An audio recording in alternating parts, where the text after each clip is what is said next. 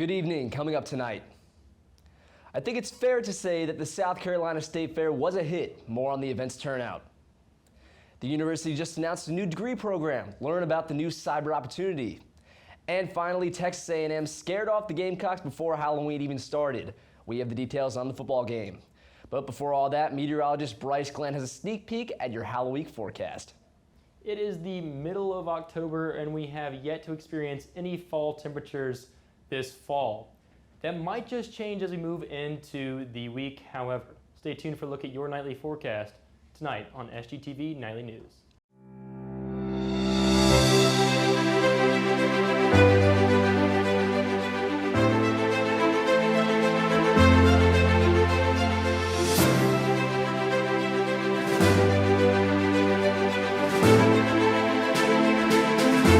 Live from the Kennedy Greenhouse studio, this is SGTV Nightly News.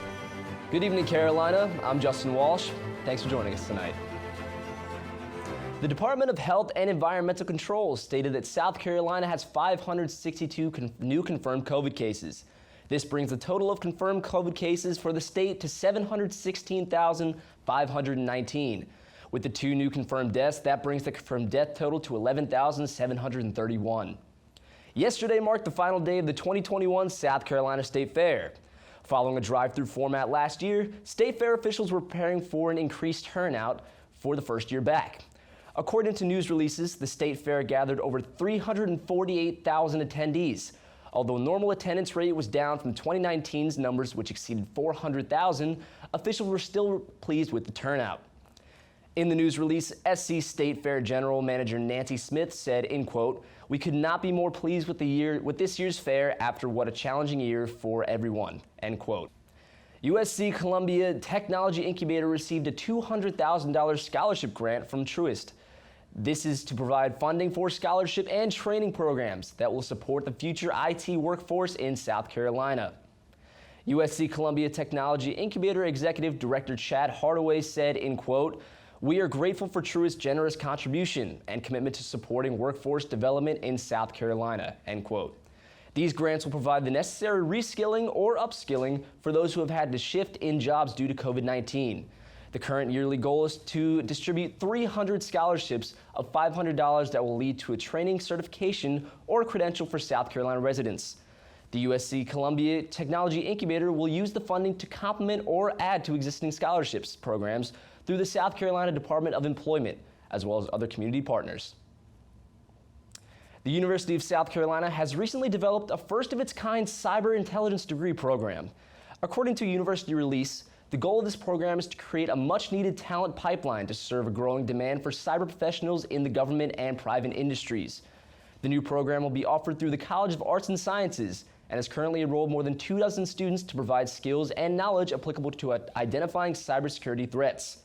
The program is still in its beginning stages and will continue to grow in the coming years.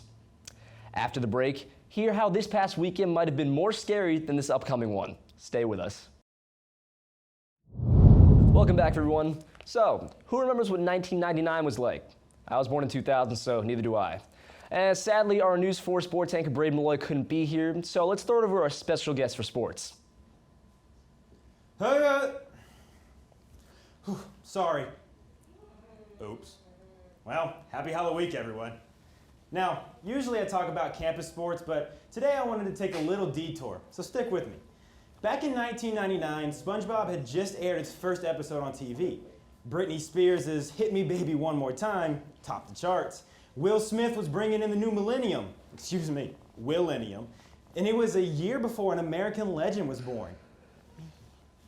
It was also the last time the Atlanta Braves made the World Series, until this past weekend. On Saturday, the Pride of Atlanta defeated the Los Angeles Dodgers 4-2 to win the National League pennant.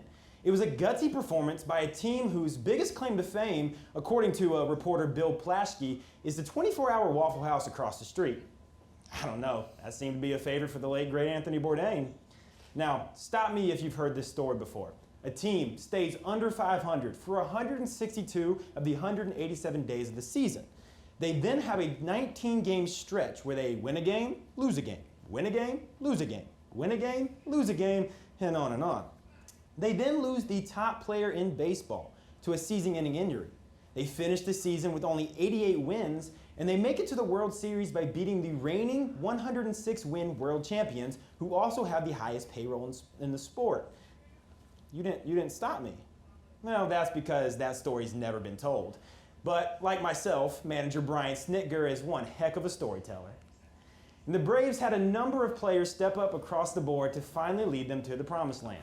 Franchise cornerstone and future unanimous Hall of Famer Freddie Frederick Freeman, left-handed pitcher Tyler Matzik, whose clutchness might only be rivaled by the great Michael Jordan, and maybe the second coming of Babe Ruth, Eddie Rosario, all had huge moments in these playoffs. Gone are the days of late season collapses, infield fly rules, division series exits, and blown series leads.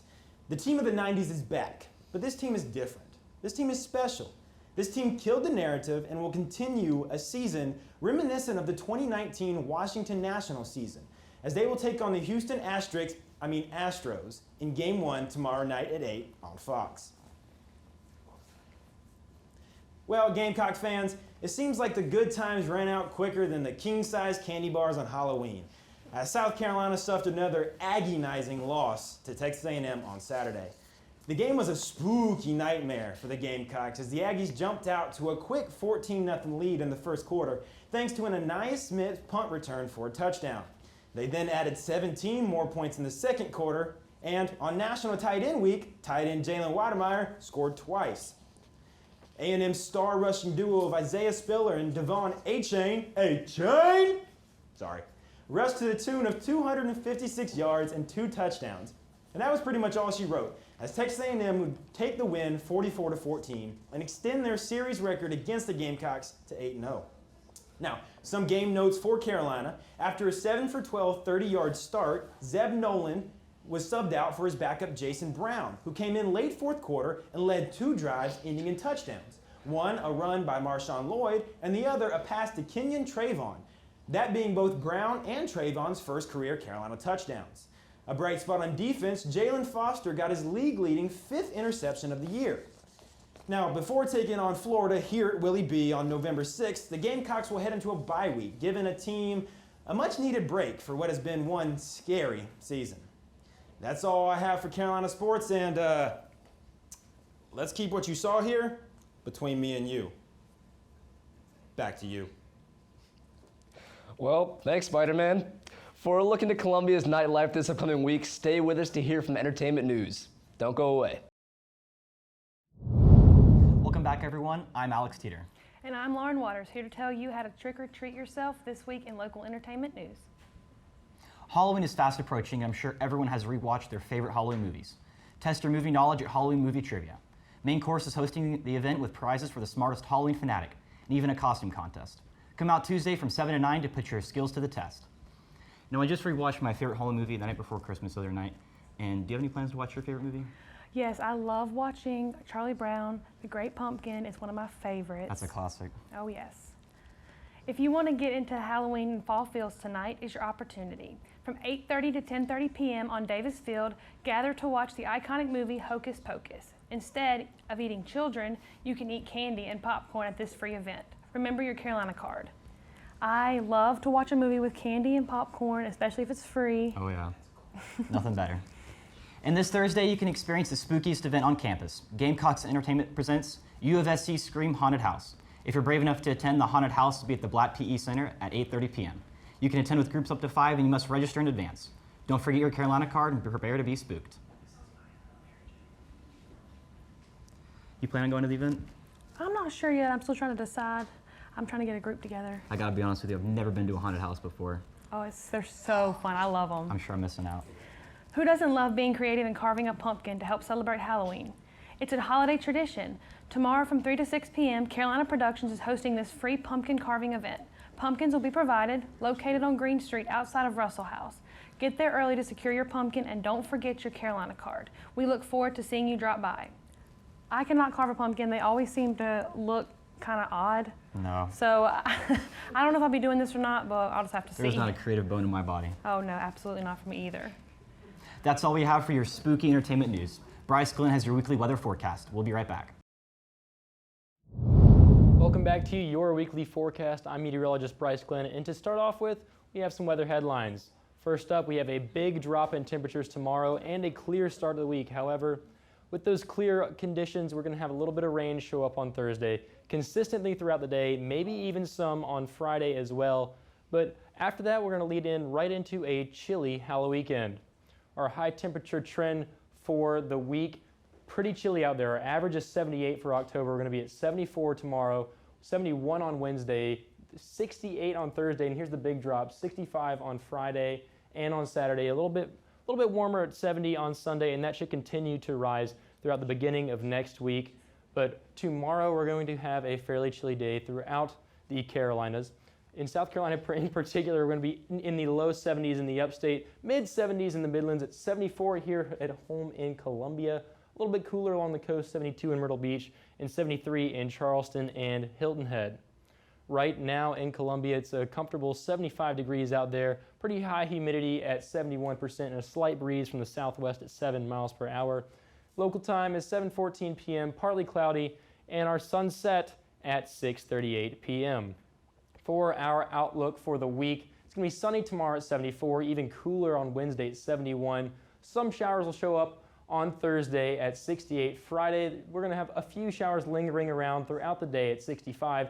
Saturday, it's going to clear out for your Halloween activities that you may or may not be partaking in this weekend at 65. And then Sunday, Halloween itself is going to be a spooky 70 degrees. Stay tuned. We'll be right back with this week's edition of Carolina K9s.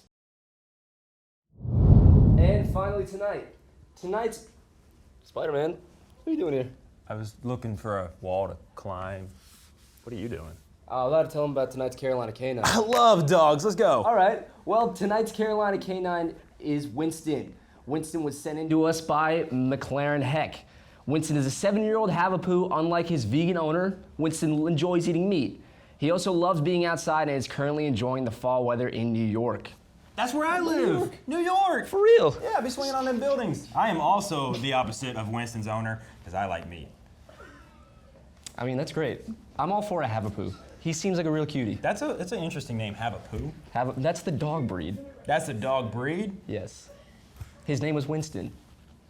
Well, maybe okay. Sorry, Sure. Spider-Man. That's all right. It's all right. It's your first time. Well, that's all we have for tonight's edition of SGTV Nightly News. Be sure to follow us on Instagram, Twitter, and Facebook at SGTV at USC. To keep up with all of our content, be sure to also visit us online at sgtvonline.com.